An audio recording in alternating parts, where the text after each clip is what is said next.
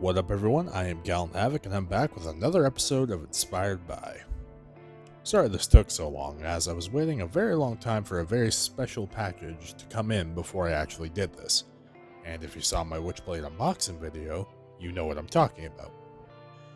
So without further ado, let's get into this episode's artist, Marc Silvestri. Now for me, Silvestri quickly became one of my biggest influences and inspirations, especially after I learned he was the artist behind many issues of my favorite Marvel superhero, Wolverine, and further, the X-Men. Not only that, but a few years back I had watched the Witchblade anime, and the bonus features was this long series of interviews and tidbits from Silvestri himself. And I was immediately taken by not only his art and his approach to comics and stories, but Image Comics as a whole. He also did a lot with Batman as well, but for me, it was his own projects that were where he truly shined. Cyberforce, Witchblade, and The Darkness being his big three. While his style does seem typical of the 90s superhero genre, a lot of his work would go on to be the most iconic imagery in all of comics. Plus, I don't know what it is, but there's a way he draws that just sticks with me. With such a seasoned career, he would go on to become one of the most renowned comic book artists in history. Speaking of history, let's delve into his career.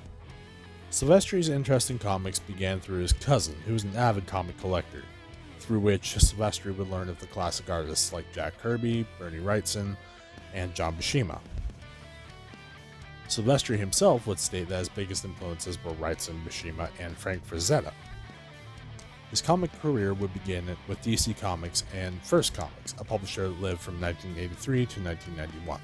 He would then move to Marvel Comics in the late 80s to work on the Uncanny X-Men from 1987 to 1990, and then a subsequent spin-off, Wolverine, for the next 2 years, working as a penciler for both. Come 1992, the wheels were set in motion for the rise of Marvel and DC's biggest competitor, Image Comics, which quickly gained recognition as the rebellious entity who would challenge Marvel and DC's status. Great! You rebel scum. Silvestri was among the last to join as one of the founders of Image, the others being Todd McFarlane, Jim Lee, Jim Valentino, Eric Larson, Whilce Portacio, and Rob Liefeld, all renowned comic illustrators who had already established themselves as powerhouses in both Marvel and DC.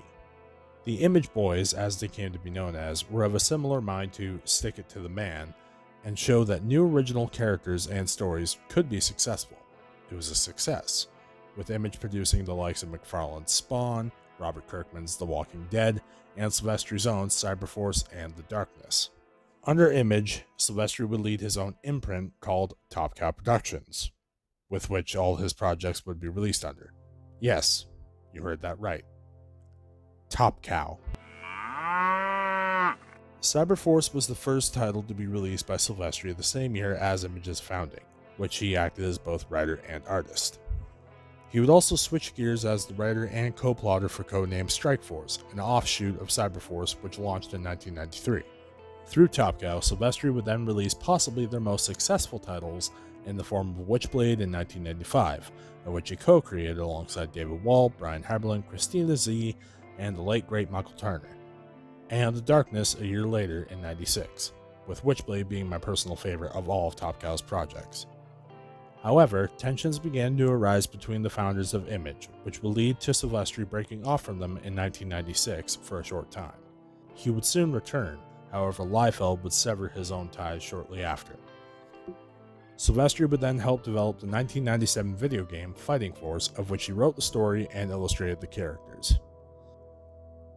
Come 2004, he would briefly return to Marvel to pencil several issues of X-Men in collaboration with writer Grant Morrison. That same year, he would release a new Top Cow title known as Hunter Killer with writer Mark Waid. He would also provide several covers for X-Men Deadly Genesis. In a one-shot known as X-Men Messiah Complex, Silvestri would pencil the issues as well as the crossover series of the same name afterwards. In 2006, Silvestri would produce the Witchblade anime series, which I'll be honest is one of my favorite anime to date.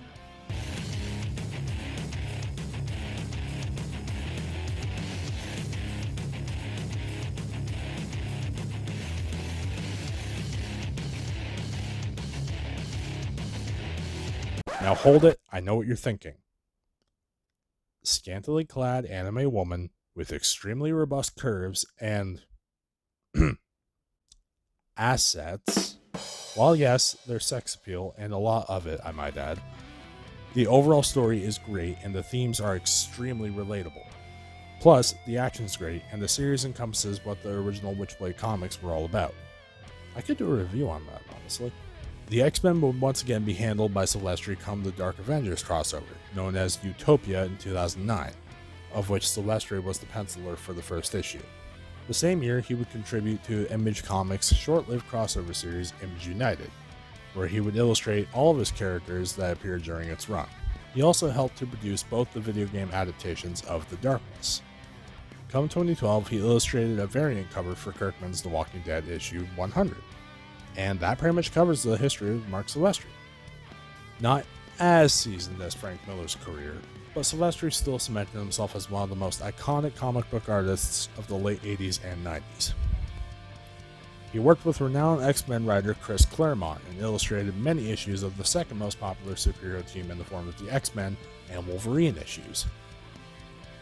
He helped establish the third best-selling comic book entity in history. He created and helped create some of the most iconic independent superheroes. Not a bad tally if you ask me.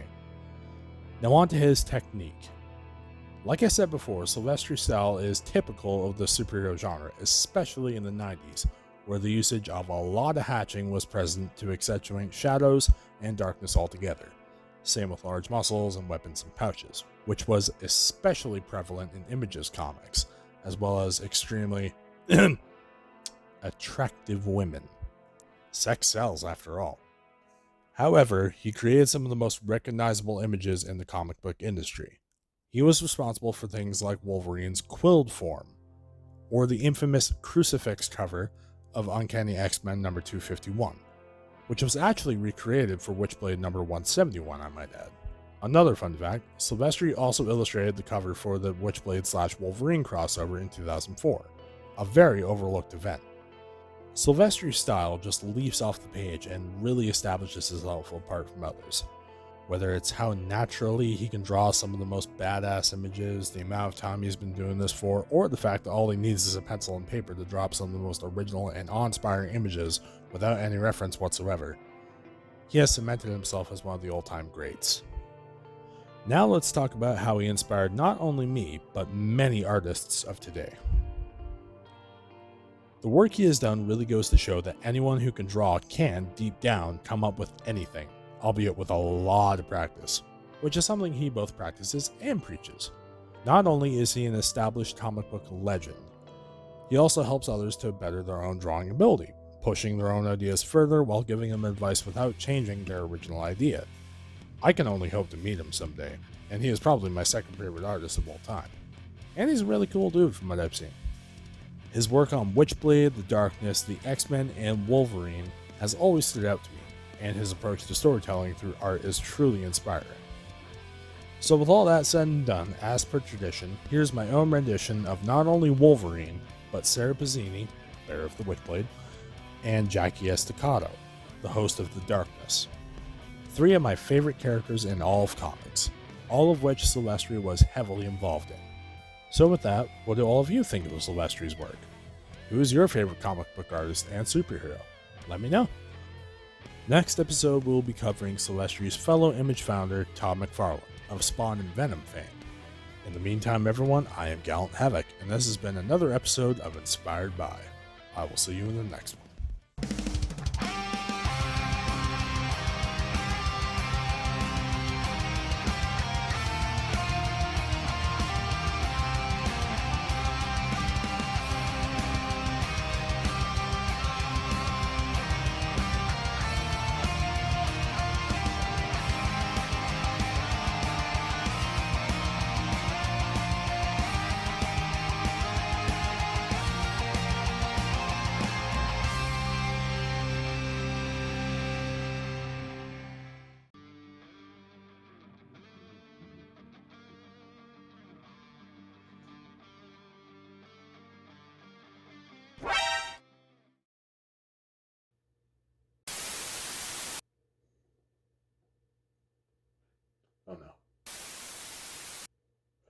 No, no, no, no. Not that. Not that. No. No. No. No. No. No! Let's wreak some havoc.